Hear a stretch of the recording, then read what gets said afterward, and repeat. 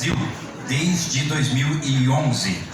Atuou também como liderança local para o Dia Mundial da Criatividade em Alto Tietê, São Paulo, Itaquaquecetuba 2019 e Suzano 2020.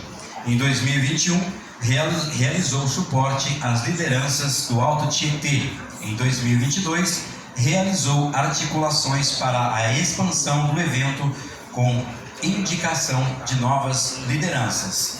Então, palestrante Rose, bom dia. Obrigada. Bom dia, quase boa tarde. Não ouvi. Bom dia. Bom dia. Tá todo mundo acordado. Bom, depois de uma palestra dessa, em que o Ivan deu uma aula pra gente do que a gente precisa fazer na conferência, eu acho que me cabe aqui meio que amarrar um pouco isso e provocar um pouquinho mais, né? Porque a gente tem muita discussão para ser feita, a gente tem muita coisa para pensar, são 6 eixos, né?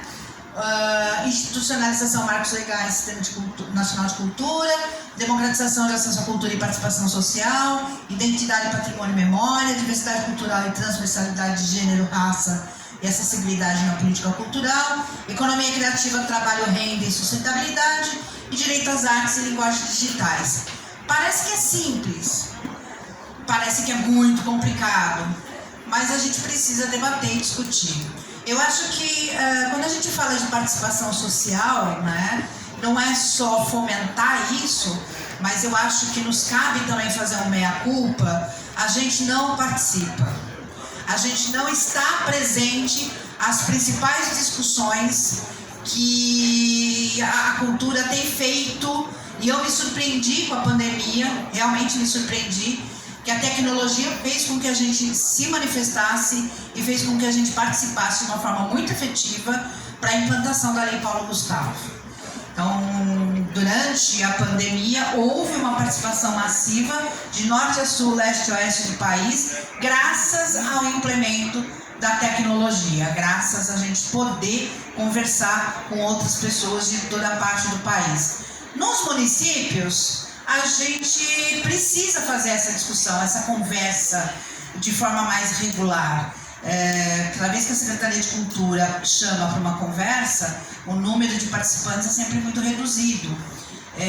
Mas eu estou ocupado, eu não tenho tempo, eu estou trabalhando, o horário não é muito favorável, é de final de semana quando eu estou trabalhando, porque o artista trabalha de final de semana, mas quando é durante a semana ele também não participa e vice-versa, né? Ele sempre tem uma desculpa, a gente sempre tem uma desculpa para dizer que não dá para ir naquele momento. Então, a questão da participação social, embora seja uma discussão fundamental para a gente fazer, também tem uma coisa que a gente precisa fazer. Eu costumo brincar que a gente tem que fazer o TBC. TBC não é o Teatro Brasileiro de Comédia, é assim, tirar a bunda da cadeira. É sair para ação, né? É fazer a coisa acontecer. A gente não pode ficar esperando que o poder público nos diga o que fazer. A gente tem que dizer quais são as nossas demandas, quais são as nossas necessidades. E essa instância da conferência é primordial, é fundamental. É o lugar onde a gente pode se expor e expor todas as nossas necessidades. Então, se a gente vai discutir sobre o sistema nacional, o sistema municipal de cultura, sim, nós temos um sistema municipal no município de Assis implantado? Tá mais ou menos. A gente tem lá a lei do conselho, a gente tem o plano municipal ainda não começou a engatear, bom, então tá na hora. É nessa instância agora que eu preciso começar a discutir, se não foi discutido ainda, o início do plano. E não se esgota aqui. Tudo que começar a ser discutido agora, principalmente no nível municipal, não se esgota aqui. A gente precisa chamar outras reuniões depois, porque tiramos durante a conferência decisões importantes a respeito do nosso sistema municipal, que a gente precisa dar continuidade. A gente não vai fazer o plano municipal de cultura durante a conferência, mas é onde a gente dá start a ele, né? E a gente precisa chamar outros atores, outros colegas, outros artistas para essa discussão. A democratização do acesso à cultura e à participação social está aí, né?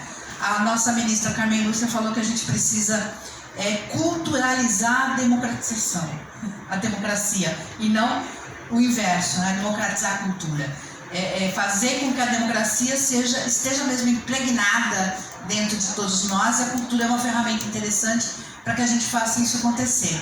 Então, quando a gente fala de democratização de acesso à cultura, é fazer com que essa democracia realmente se espalhe e fique impregnada no nosso DNA, que a gente não tem isso ainda, né?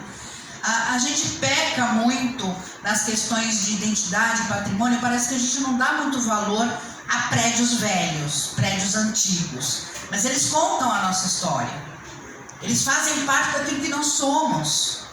Derrubar um prédio antigo só porque ele está velho, de repente a gente está pondo abaixo a nossa história. E quais são os patrimônios, né, materiais que a gente tem em Assis? O que a gente tem de patrimônio que merece esse reconhecimento, a conservação e a preservação? E mais do que isso, quais são os patrimônios imateriais que a gente tem no município? A gente não tem um mapeamento. Se perguntar talvez ali para o Emerson quantos músicos tem na cidade, talvez ele até saiba dizer, porque como ele é da área, né, de repente ele sabe quantos grupos, quantos músicos tem. Mas quantos grupos de cultura popular tem na cidade? Não sei, porque não está mapeado. Talvez a Lei Paulo Gustavo tenha nos dado uma demonstração pequena de quantos somos, mas isso não está definido. A gente não tem esse mapeamento ainda. Em nenhum dos segmentos isso está definido. Por que a gente não começa por aí, de repente, levantamento de dados? Isso é uma coisa que a gente precisa fazer a todo momento, e atualizar dados. A gente não tem dados. A gente tem uma pesquisa recente que fala que somos mais de 7,5 milhões de trabalhadores da cultura. Bacana, legal.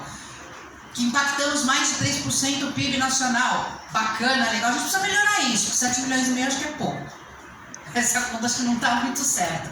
Acho que nós somos muito mais do que 7,5 milhões. Porque a gente não considera, de repente, outras pessoas que estão nessa cadeia e que fazem a cultura acontecer. Porque quando eu falo de cadeia produtiva na cultura, no único espetáculo de teatro onde eu tenho um único ator em cena, eu não tenho só o ator. Eu tenho o ator, eu tenho o cenógrafo, o figurinista, eu tenho o cara da luz, eu tenho o cara do som, eu tenho o pipoqueiro na entrada, eu tenho o cara que trouxe a van, que trouxe o público. Então é uma cadeia imensa que está por trás de um único ator em cena, e a gente desconhece isso, a gente não leva em consideração isso. O pior é quando a gente não se reconhece como trabalhador da cultura. A gente não sabe e a gente não se reconhece como um trabalhador da cultura. A gente não se entende como um produto cultural. Ou um produto. Ah, mas o que eu faço é arte, não é produto. Não, você faz um produto sim, você é um produto. Porque se você precisa vender aquilo que você faz, você precisa ter técnicas de venda. Ah, mas aí eu vou ter que fazer um curso de marketing. Algum conhecimento que talvez ajude, né? Ah, mas eu vou transformar então aquilo que eu faço, a minha arte, né, aquele meu sonho, aquele meu devaneio, eu vou transformar num produto. Não, você é um produto. A gente não se reconhece nisso, mas a gente é. Porque para o espetáculo acontecer eu tenho que ter público, e para ter público eu tenho que vender. Para aquela minha poesia virar livro, eu tenho que fazer o livro, e se eu quero ganhar dinheiro com isso, eu preciso vender. Em algum momento, mas eu não sei vender. Então junta a gente para ajudar a vender, né? E quando a gente fala de economia criativa e trabalho, renda e sustentabilidade, e não se reconhecendo como trabalhador, embora esse seja um discurso recente, né, de trabalhador da cultura, somos trabalhadores da cultura. Sim, se somos trabalhadores da cultura, a gente precisa ser reconhecido como isso, né? Aí eu preciso me formalizar. Aí eu vou me formalizar como microempreendedor individual, que eu acho que essa lei é mágica, é maravilhosa, resolve um monte de problema de contratação, de pagamento de cachê, não receber com a RPA, um monte de retenção de imposto que a gente não gosta, né? Então resolve um pouco, mas assim, aí eu sou designer. Eu sou um designer de joias. Eu sou um trabalhador da cultura. Como designer de joias, eu sou um trabalhador da cultura. E quero me formalizar como microempreendedor individual. Designer não pode ser microempreendedor individual. E aí, como é que faz? Não faz, né? A gente dá jeitinho. Eu sou professor de artes. Professor de artes tem KNAI. Professor de música tem KNAI. Para professora de dança, de balé, Dia desses eu me surpreendi, a gente está fazendo uma análise de KNAIS, até porque a gente está levantando uma bandeira de realmente ampliação de KNAIS para os criativos, e acho que esse é um momento bacana da gente discutir dentro da conferência. Se a gente quer melhorar a questão da economia criativa, trabalho, renda e sustentabilidade, a gente precisa ampliar o número de KNAIS para os criativos. KNAI é o Código Nacional de Atividade Econômica, é um código que inventaram, né, que criaram uma tabela imensa, e que alguns podem ser microempreendedor individual, já são reconhecidos como microempreendedor individual, mas a grande maioria dos artistas não conseguem se encaixar naquela tabelinha que tem ali. Então a gente precisa ampliar esse número de KNAIS, desses códigos, para que a gente se formalize. Se a gente quer melhorar a questão da economia, eu preciso me formalizar para vender o meu trabalho e poder emitir uma nota fiscal de uma forma justa, honesta, transparente. Então ali tem um enrosco ali para a gente discutir.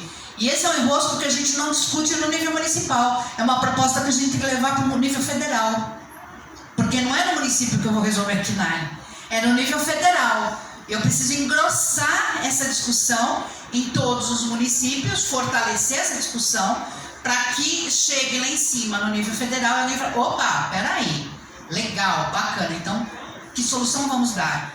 Precisamos resolver, ampliar, como microempreendedores individuais ou até como microempresa. Alguma solução a gente precisa ter. Eu tenho uma ideia aqui que é meio estúpida, porque é uma ideia que não faz sentido e que vai contra toda a legislação.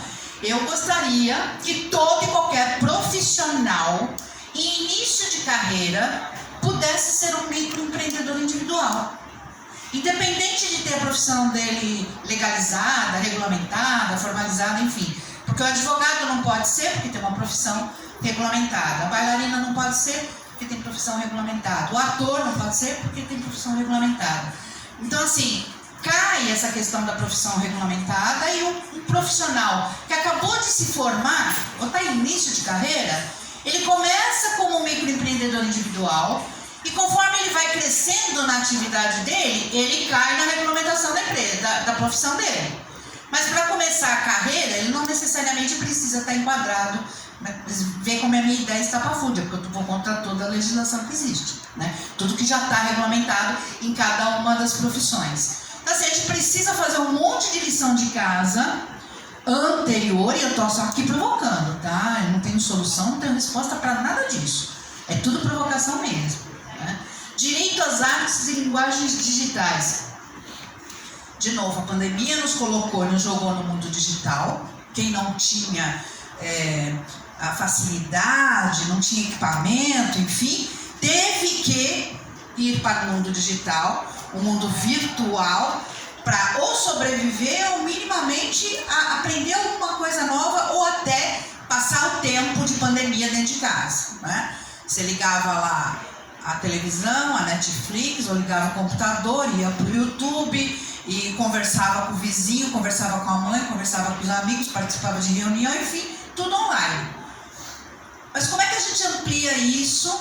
Ou como é que a gente fortalece a questão de direitos? Tudo que eu faço na internet é meu de verdade? Ah, não sei.